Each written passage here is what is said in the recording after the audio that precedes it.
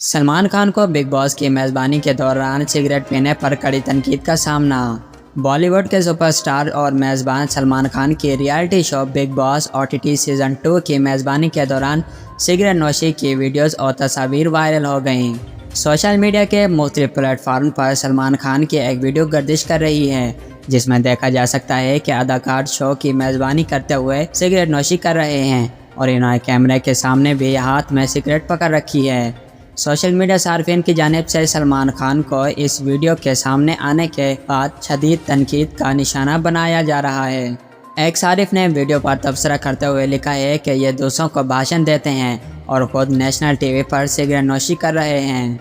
और एक सारिफ ने कहा है कि गुज़श्ता किस्त में जब आकांक्षा पुरी और जदीद ने इनके शो में एक दूसरे का बोसा लिया तो सलमान खान ने कंटेस्टेंट को कहा था कि ये हमारी सकाफत का हिस्सा नहीं है, तो क्या सिगरेट नोशी हमारी सकाफत का हिस्सा है। एक सारिफ ने सलमान खान को मुनाफिक करार देते हुए कहा है कि अगर आप दूसरों को लेक्चर दे रहे हैं तो कम से कम इनके सामने खुद तो अच्छे रहें।